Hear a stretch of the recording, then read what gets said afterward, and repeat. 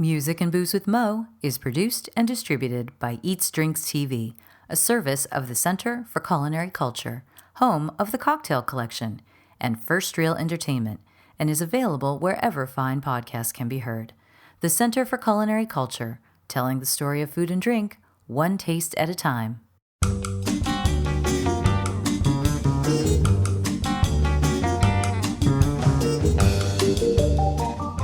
Welcome to Music and Booze with Mo.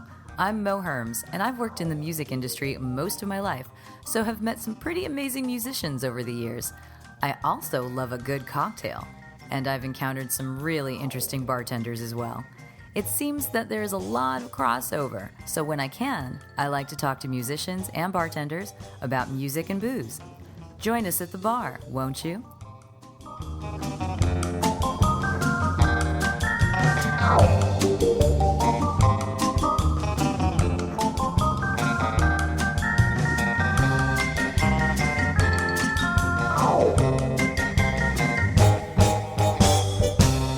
Music and Booze with Mo is brought to you by Barkeeper, a head shop for cocktail lovers, located at 614 North Hoover Street in Silver Lake, Los Angeles. Stop by for barware, vintage glassware, a carefully curated collection of spirits, and one of the most impressive selections of bitters anywhere. Follow them on Instagram and Facebook for information regarding spirits tastings.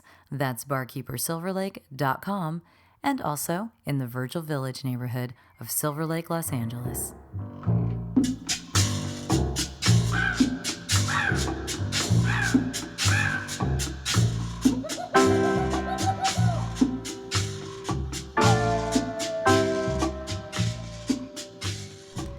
Welcome to Mo's Tropical Summer. As any regular listener knows, every summer I get to talk with people from all over the world, actually, who work or own bars with a bit of a tropical bent to them, and this summer is no exception.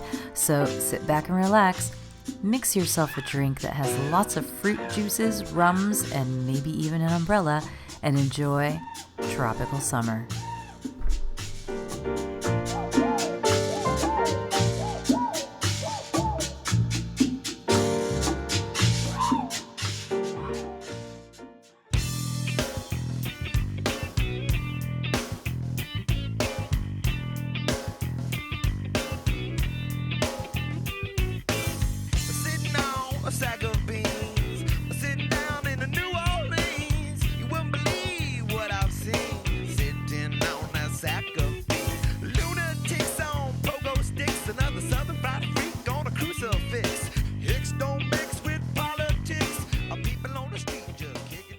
For this episode, I went back to Hollywood, actually North Hollywood, to LA's oldest tiki bar, the Tonga Hut. I wanted to talk with their GM, Kat Bailey, a lifelong Angelino and music nerd, which means she's seen some things, but also she's seen some things working behind the bar in Los Angeles, making martinis for wannabe actors most of her life. So let's sit down and listen to the tunes of the Tonga Hut with Kat Bailey. Introduce yourself. Hi! My name is Kat Bailey. I am one of the GMs at Tonga Hut, North Hollywood, and that's me. When did you start bartending? I started bartending in 2009. Mm-hmm. What was your first bar like? The first bar you bartended at? So, the first bar... Already she Well, no, it's funny. So the first bar I ever worked at before I bartended was a place called Lucy's 51 in Toluca Lake. We had 51 martinis. Oh my God. On our menu. 51 martinis. Oh yes, it was ridiculous. and I that's where I learned. I was watching the bartenders that had worked there, because there was a bartender named Mo, but it was a guy named Mo. Sorry. And he was old school, right? Old school bartender, and I would watch him. And that's where I learned how to bartend. And then when I got a job at Boardwalk 11 in 2009, it was a matter of months. I started as a server, and my boss was like, "Can you bartend?" And I was like, "Sure can." and he gave me a bartending shift, and I had no idea what the fuck I was doing. But because I had paid so much attention to Mo and the other bartenders at Lucy's, I did. I would watch when they were shaking and when they were pouring, because they free poured, and so I would count in my head while they were free pouring, and I sort of like taught myself how to free pour count, and so that's 2009. March of 2009 is when I actually started bartending. At some point, I need to go back through all these interviews that I've done over the years and try to get a percentage of the number of people who just faked their way into bartending. Everyone. So many. I almost can guarantee you. Many. All just like of that. You ready to bartend? Sure. Yep, I got this. You bartended before? Sure. Yep. Totally your resume totally padded? Yeah. Okay. I mean, I never lied on a resume. It just was, I got hired, like at Lucy's, I got hired as a busser. Okay. This was a place where it was Toluca Lake, close to all the studios. Every single girl who was a server or a bartender there was a fucking model with a headshot, with a thing. They were gorgeous. And I'm, hello, Los Angeles. Hello, Los Angeles. And I'm, I am who I am. Whatever. I'm not, it's fine. I'm not a model. But they hired me as a busser, and they very reluctantly were like, this chick is really good at what she does. Let's make her a server. And, I was an amazing server, and they hated me for it because they were like, they just were like, she's not what we're looking for, type of a thing. But it was like, well, I mean, we live in LA, and this is a place where people apply for jobs and they ask for headshots. Yeah, and that was that place. Especially in bartenders. I mean, a lot of these places are every other apply woman for this role in Beverly Hills and send us your headshot along with your resume. It's like, aren't I just mixing drinks? I mean, a few of the girls who worked there, they were actors, and they were on like Big Brother, right, or whatever these fucking shows. Or, they were all actors on these shows, and they were gorgeous. You know. Yeah. And that's what I had to contend with. It was like, okay, here I am, whatever. So like, I'm going to show you that I can actually do work. Yeah, and I did. I mean, I was great at it. I was a great server. So when you started bartending, so do you remember when you got your first order for making a drink? Were you like, ah, shit? Yeah, I mean, there was, I felt like I had it. You know what I mean? Yeah. I was like, I got this. This is cool. There was a handful of times where someone would throw a weird order at me, and I'd just be like, what is that? I don't know what that is.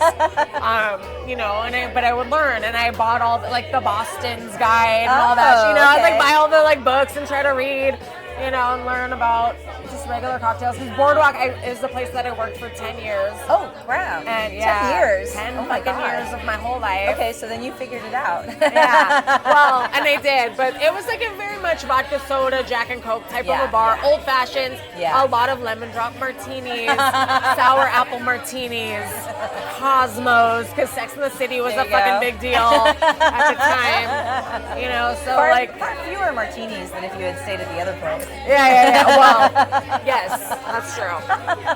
But and then it was a lot of Jaeger bombs and Patron shots. Oh we had the Patron chiller machine that you just that kind of thing. So you weren't necessarily being challenged, but every once in a while maybe you were. It wasn't a challenge in the making of the cocktails, because it was all easy fucking cocktails. Yeah. But the challenge was in the business. It was so busy. Yeah. We didn't have a bar back. And oh my God. No bar back.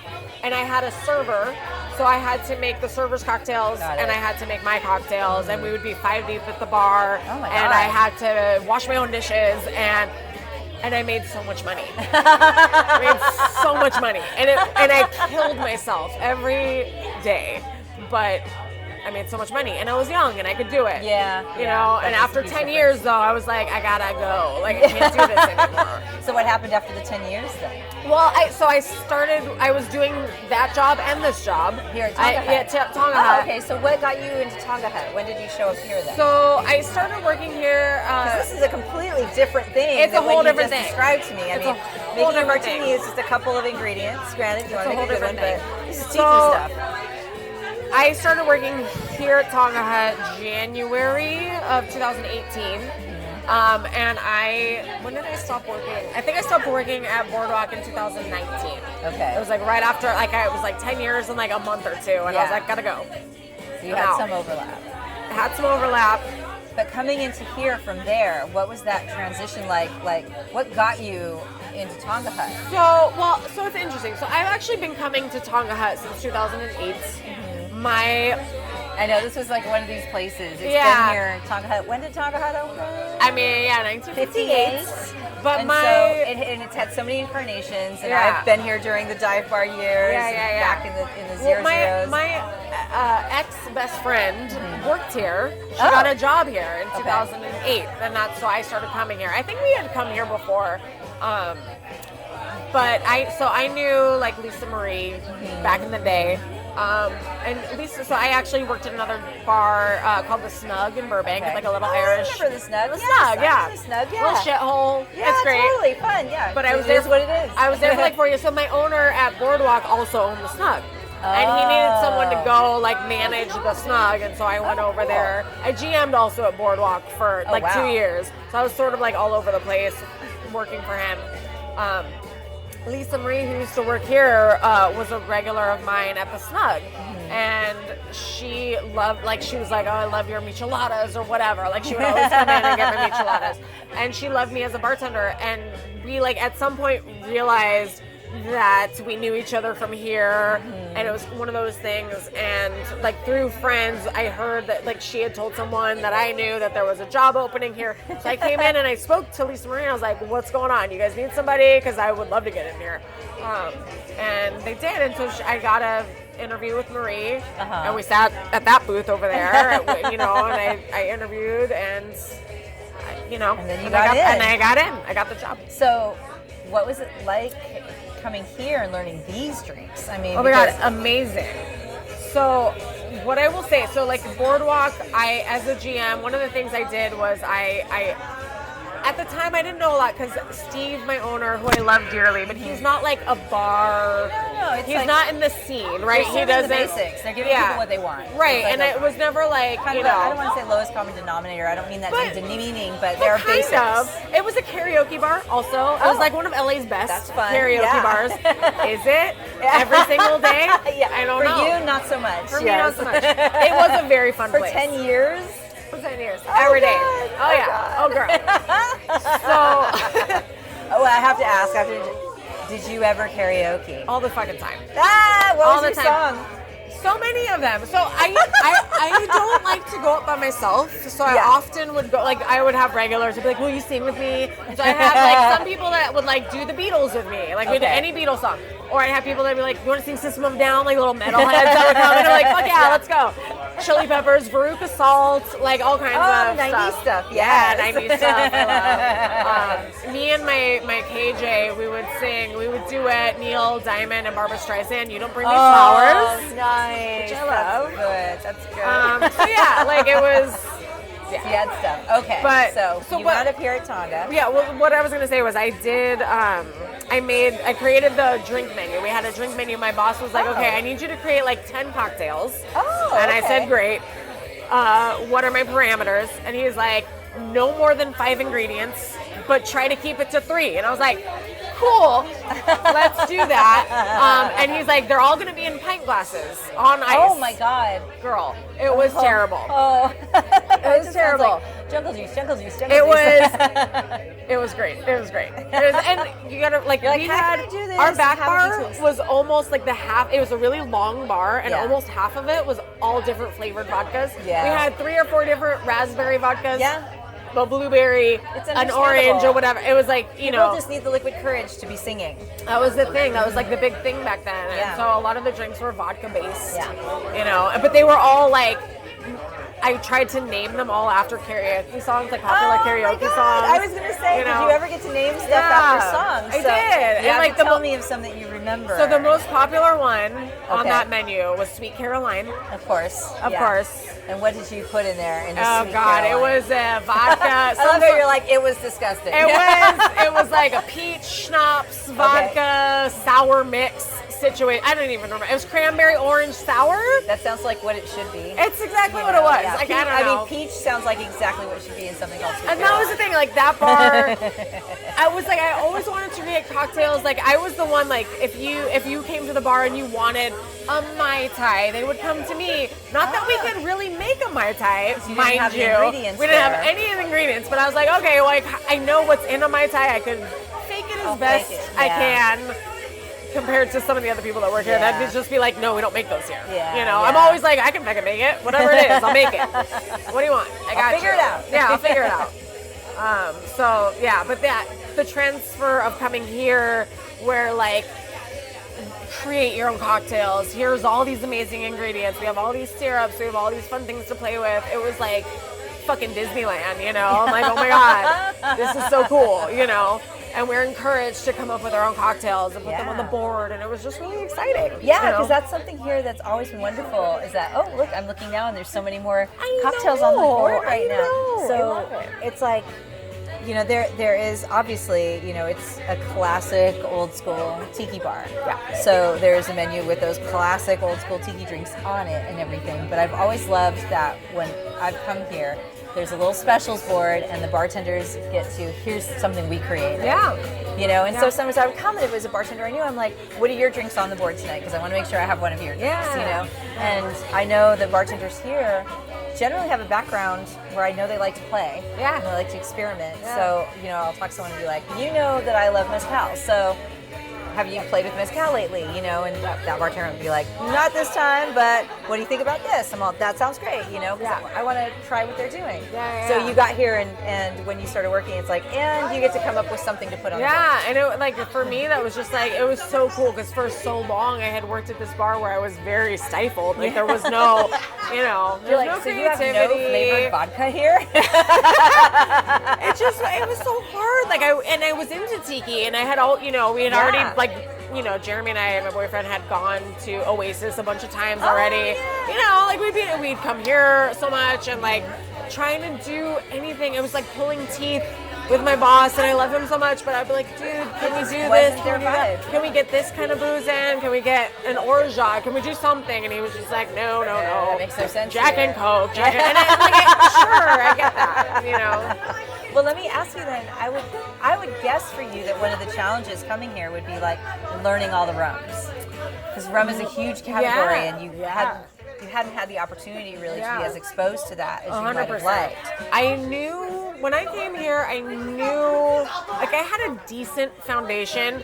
Was that because of your own nerdiness? Because of my own nerdiness, but it was nowhere near the like scope and breadth of like what I actually ended up learning working here. Do you know what I mean? Yeah. Like I knew what an agricole rum was. Yeah. But I didn't know that Bacardi was so terrible. You know what I mean? Like, it was just... To be fair, when you go up the ranks in Bacardi, it's less bad. Sure. But we're talking about the superior, the basic, the one that everyone knows. The ones everyone knows, like, But, I mean, they actually do make good stuff, but you have to, like, pay for it. Yeah. I just remember, like... And you're not going to put that in your daiquiri. When I was, like, 23, getting a bottle, or 25, I don't know how old I was, 25, getting a bottle of Kraken and thinking, like, this was awesome, So you're like, not that Captain Morgan shit. You're like, this is fancy. But that was one of the wonderful things about coming here was learning. And being able to have it accessible and to play with it, which was amazing. Totally. Yeah. So, do you remember, did you stick with the naming cocktails after songs when you came here, or did you not have to worry about that quite so much? I didn't have to worry about it so much, but I have done it. It is a thing that has happened. I feel like there's been a lot of drinks I've done, like named after like movie quotes or TV things or Disney things, right? Oh yeah. But there has been some songs. What have I done? There was one like I called it Voodoo You, which Lords of Acid. I don't know. They have an album called Voodoo You and a song they named a drink called Voodoo You. I haven't thought of Lords of Acid in ages. Yeah. Oh my God, I just went and saw them like twice this year. I know. I just saw that they toured recently. I'm like, they still around? They toured recently. That was like that noisy, like gothy rave thing. Yeah, sure was. Still is. It was like, yeah, totally. I'm like,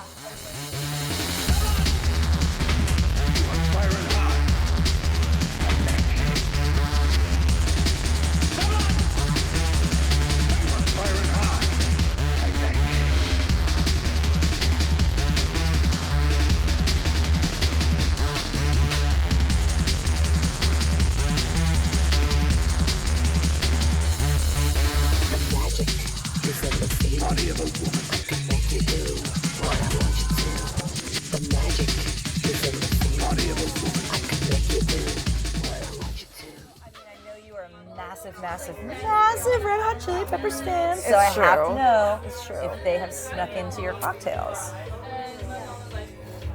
You know, I don't think they have, actually. They've definitely, I haven't. I don't know. That's interesting. It is interesting. Have they? I mean, literally, this is a band that you followed. I know. Like all over. It's like my whole life. Yeah. Revolved around this fucking band. Maybe they're too big to make it into your other life. Maybe.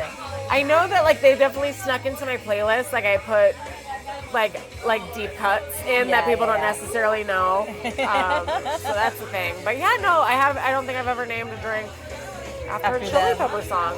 Well, if you did, what pops into your brain? Oh my gosh. Because maybe this is like inspiration for later. I know. I'm like, fuck, I don't know. There's so many good titles that they have. I mean, there are. The album, Mother's Milk. I mean, many. I know, right?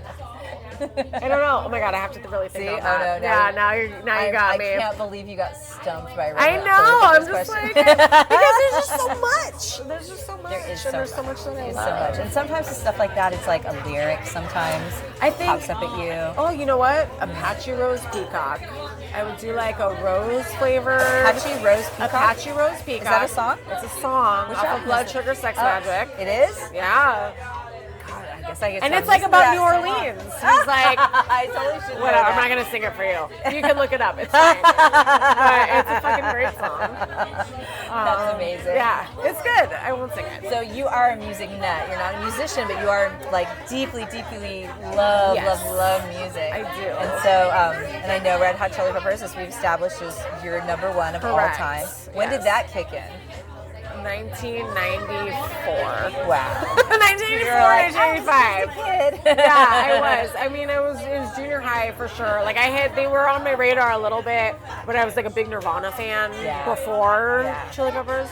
And then like Blood Sugar was cool, but then when One Hot Minute came out, and I know it's like the one album that everyone can't agree on because Dave Navarro or whatever, but I'm also a huge Jane's Addiction fan. And so I think there was something about the melding. The synergy. I also was like a little like depressed goth girl in the 90s. And the album One Hot Minute is very like heavy and sad and dark, and I fucking love it. Like I love it so much. And it just, I mean, that album, like it saved my life, to be quite honest with you. You know, like there was little times when... It was still a big album. It's like we were talking about before. Yeah, a huge album. Haters can hate. Yeah. But they still like laugh their way all the way to the bank with it. If you listen to the album front to back, it's glorious. Like, it's so fucking good. It's not just Aeroplane, like the people know like the one hit or whatever, and it's like, and that song's great, but that last, like the B-side of that album is stupidly good. And it's worth listening to. And it's so like Flea and Chad, like the rhythm section on that album is so amazing, and Anthony's lyrics have never been better. Like than that album, it's fantastic. And as much as like John Frusciante is my absolute favorite, that album is something different and special, and it's like there was only the one time. Yeah, and it just like I love it. So, all right. So, when did you become a music nerd? Were you born a nerd? I was born a nerd. And my parents, my mom is the biggest Beatles fan you ever met in your whole life, and so I grew up with that. Right, I grew up with all of the classic rock, British Invasion stuff. But that's melodic stuff. Yes. Which leans into this Red Hot Chili Peppers thing. Yes. They are always melodic. Yeah. And so I grew up with that, but I also I was born the same year that Thriller came out, and so Michael Jackson was a big deal for me when I was a kid. And Madonna, right? I grew up in the 80s. Yeah. Michael Jackson, Madonna, Janet Jackson, fucking goddess. Yep. Paula Abdul, I loved all of that stuff. So fun. And then once I hit, junior high, it was like, oh, what, Kurt Cobain, Nirvana? Yes. I like this. Green Day? Sure. Like, this is cool, whatever. And I just got all into, the K-rock of it all, and I started listening to all of that alternative stuff that was happening. You were here in LA. I got really into Marilyn Manson. I got really into White Zombie. I got really into whatever, all that mid-90s stuff. But then, then I got way into, I dived deep into jazz and blues and like Bob Dylan and things. And that's I got like diversion. So yeah, how did that happen? I don't know. I'm like boyfriend. I was gonna say usually it's like a boyfriend or like a new friend or something. No, I had someone who comes into your life. I had and a boyfriend in high school that was like super into like blues, guitar, and jazz, and so I got into it. Yeah. And those are building blocks, both those things. So when you start learning about them, you start hearing them in other things. Yeah. You know? I also took a couple classes in school, like in high school or like summer school that were like music theory, music appreciation classes, and so I would like get into some of that classical music through that, you know, which was really cool. But then I just started going. I had a little record store walking distance to my house that I went to all the time, and I would just like dig through the bins and get really cheap records or cassettes actually because I'm old. But I still have cassettes and nothing to play them on. I know, me too. I do. I'm like, I need to digitize these things. I know. But yeah, I don't know. Well, I mean, I don't know about you, but when I was growing up, because I'm older than you, I would go through the record stores and flip through. I'd go to like the import section and I'd flip through and I'm like, well, that's a really cool cover. I'll just get it and see if it's any good. So how were you discovering things over there? Well, you become besties with the guys and gals that work at the record store. I would they knew go you, in there I'm like sure. all the time, right? And we were like 12, 13. My brother and I would always go over there. And, I'm sure they were like, oh, these fucking kids again, right? Yeah. But we were like so excited to be there and like to look through stuff. But honestly, like my boyfriend now, we've been together a very long time, and he has the most eclectic taste in music. And like back in the day of MySpace, yes, like he had you put music on your page, right? And you could pick like 5 or 6 songs or whatever it was. But he had a thing where he had like his own radio station that he like uploaded and put on there, and so I would like listen to it because I loved him and I was obsessed. And I was like, what is he listening to? And then I would go and I'd like get it on LimeWire, right? And I would like download it.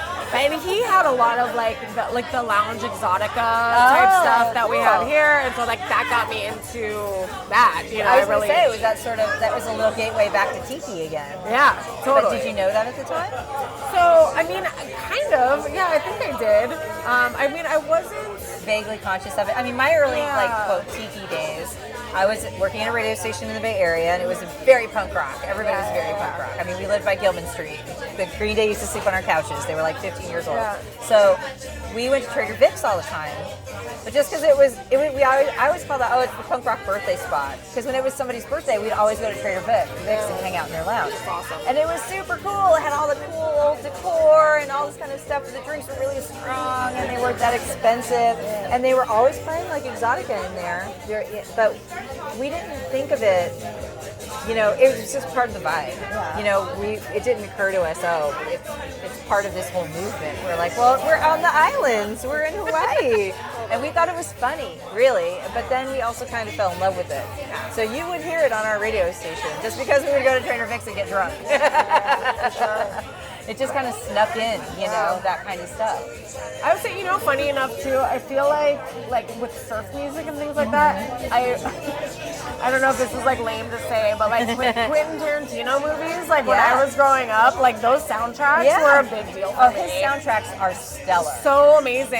And I would buy all of them, and I would just listen to them all the time. And he resuscitated so many careers. Yeah, no, totally. I mean, both in the musical and the acting world. Yeah, 100%. So, no, totally good on there. That's true, because he brought that Dick Dale. Yeah, exactly. I mean, that was a fucking huge song before, but because of that. Then he brought it back, and then Black Eyed Peas did that little sample of it, and people would get confused. I would definitely be around people like, wait, is this the Black Eyed Peas song? Oh no, this is the actual song. Okay, but at least they had enough awareness because it had gotten big enough for that. So, you mentioned to me earlier that you put together a playlist for tonight that's playing here at the Tonga Room. Correct. Tonga Hut. So I know there used to be a jukebox here. Tonga Hut's always been, it's always been pretty rock and roll in this space. 100%. And I know there was a period of time where somebody said it'd be bands play and they'd get the surf stuff in here. Maybe have special events with Exotica. But it's always had this jukebox. And I know one of the owners is a former band guy. Yep. So he would be very meticulous about what he put in that jukebox. We gotta get some punk rock. We want to get some like 60s garage rock. We're gonna have some funk in there. Am I wrong in that you like I did the help, jukebox, right? You did. That's what he and I worked I together heard tell. for years. We did it together. We did it together. We brainstormed ideas, and then he got the final stuff. But I know this jukebox has been busted for a long time. It's really fucking sad. It's been broken for years, and really I think sad. the problem is there's nobody to fix it.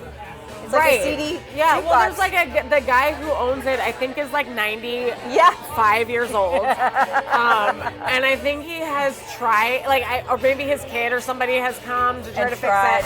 I think they need to take it away. Yes. Because during the pandemic, we had our floor redone, the concrete sanded, and no one thought to cover anything. No. Anything at all. Sure, So every single nook and cranny of this whole fucking place was covered in dust. And so it really messed up the jukebox. Oh, that's so tragic. But also, I mean, I remember, one of the owners saying to me like, oh, they want us, or they think we're going to take it out and put it in one of those web jukeboxes. I'm like, never I'll do kill that. myself. Don't. Never do No, that. No. You just let the team do stuff. Yeah. So sounds like you've done that. You've got a little. Yeah, I mean, we all have our own playlists. Yeah. For the most part, I think. But yeah, and in fact, when I started the playlist, like the original bulk of the playlist was what I remembered to have been on this. The jukebox. So it started with whatever you had put on there. Was the catalyst for all the other things. I don't think I had the hives on. I feel like we had I don't know. I know. I got there was like David Bowie and T-Rex. And for sure I got David Bowie and T-Rex. I've got what's on there? There's some Prince on there because we had a Prince CD. There's some Elvis. There's some, there's all kinds. There's so much shit. But it's evolved. It's like 130 hours of music or something. It's like crazy. It's a lot of music on this. So you're here in the Tonga Hut. If you had, you have your own playlist here, but do you have an idea of an idealized playlist that you would have here for yourself? It isn't necessarily that it's a tiki bar or anything like that, because some people think, oh, in this space, you should only listen to Exotica. But that's not realistic. I don't agree with that. I agree. I understand why the Tiki Files want that, but when you're running a business, you have to think there are other people who don't know that at all. Right. Maybe they would like it, maybe they wouldn't, but they haven't experienced this space. I am a fan of the shuffle the playlist, right? So you put a bunch of stuff. You throw in some Exotica, you throw in, your Martin Denny and your Les Baxter or whatever, but then you also throw in, the Sonics, right? Or the Cramps, or let's put in some, whatever. A lot of people are old punks. So. Yeah, honestly, it's true. Yeah. A lot of punk, someone told me classic punk rock. It's a place where subculture is going to retire. 100%. And I love so much, so many different types of music, and I don't think that they don't necessarily go together. I think it's just some days you get the playlist, it's the same playlist, but when you shuffle it, it somehow knows the vibe and what it's supposed to be. And if it's not right, you skip the song, and it figures it out. We're living in a time, and I'm grateful for it, where we've seen for quite a while now, people are not adhering to genres like they used to. I'm an alternative rock guy. I'm a country guy. People aren't doing that anymore. Right. There used to be a lot of silos musically. And we've seen blending happen. And it's one thing when it's musicians, right? They're all, oh, I'm a country artist that grew up listening to hip-hop, so this is hip hop or whatever. Yeah. But it's not even like that. It's people are not worried about loving a hardcore country song and also loving some deep electronica cut. Yeah.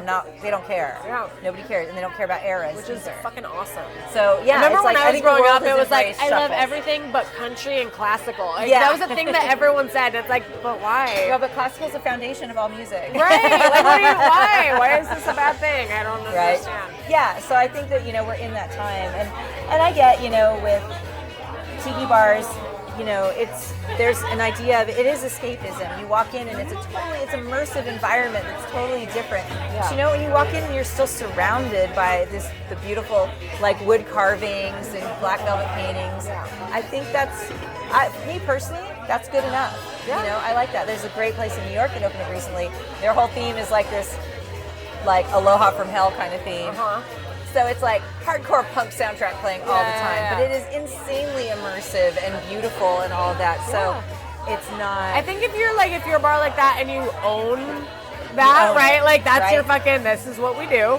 Yeah. We are tiki. We do this. We do that. You know, but we are also punk rock, death metal, GM whatever. Of Tonga Hut, which you've been for a couple years now. Yeah. So, is that kind of your feeling about this space too? I mean, so again, like I like to keep it eclectic. I like to keep it, I do like to respect the tiki of it all, and I like to throw in, the lounge exotica stuff because I do love it as well. Yeah.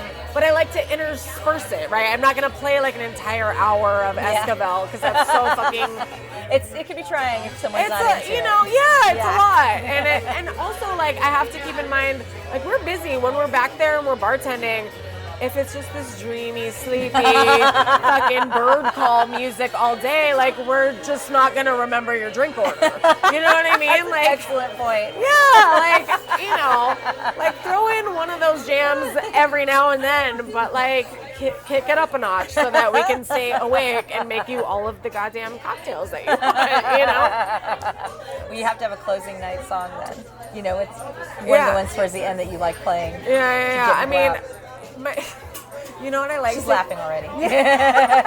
This is how I get people out of the bar. I have a few things. I mean, I don't really, but like there's a couple things that I like to do. My one thing that I do like to play, which I just think is really funny, is the Trololo song. What song? The Trololo guy is like, and I play it really loud, and people are like, "What is happening?" I don't know who does that? You have to tell me. I forget the name of the guy. That song, yes, it's like Trololo guy. You can Google it. I forget his name. But also when we close the bar. Totally.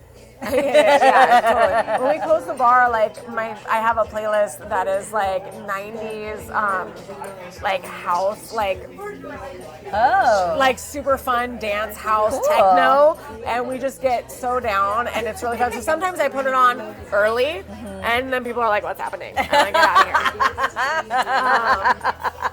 here. Or occasionally, when Liz and I are closing the bar together, we'll just put on Disney soundtracks. Oh my God. And that's her and I will amazing. sing at the top of our lungs every fucking song.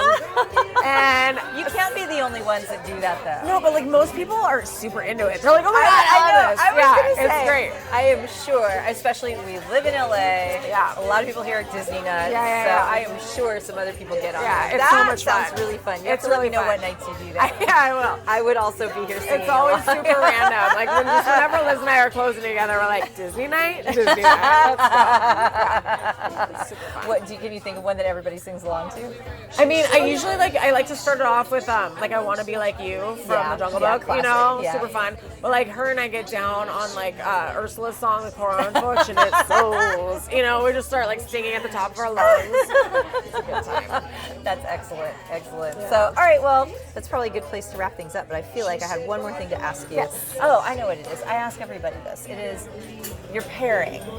I like to get a pairing from people, a music and a song pairing. This would be when you're home on your own, or maybe you're here after hours like we are now. You're like, you're done with your shift, or you're going to sit here and decompress with a drink and a song. What would that be? Ooh.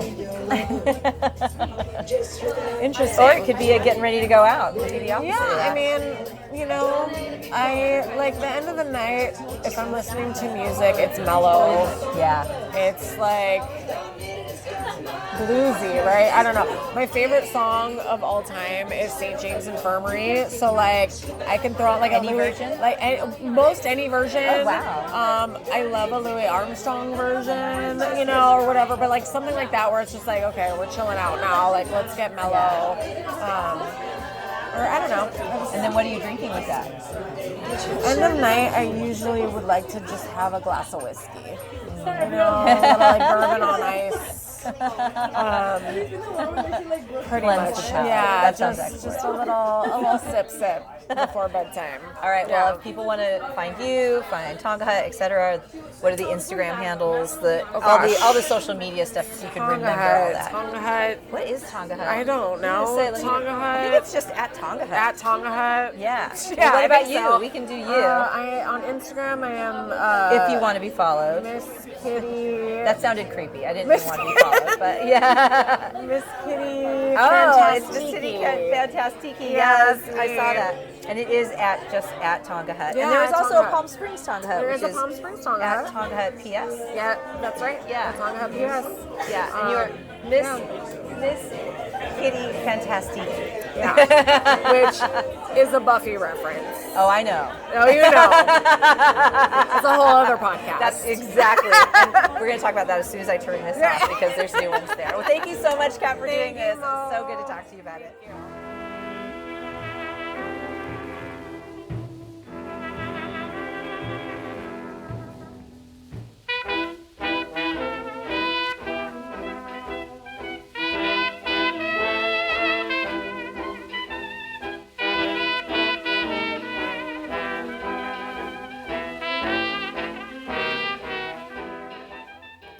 Well, there you have it. On Instagram at MissKitty_Fantastiki, and then the Tonga Hut at Tonga Hut, and also at Tonga Hut PS for the Palm Springs location.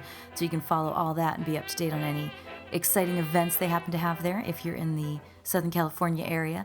Otherwise, visit when you come into town, and Kitty will be there to whip something up for you that is super fantastiki. And thank you all so much for listening. You want to check out her playlist. She sent me a playlist that was like 24 hours long. So it's from the Tonga Hut. So I took chunks of it, and the shorter version, which is still very long, is over on the Music and Booze Spotify playlist, courtesy of Kat Bailey. Thank you, Kat. It was so great to talk to you.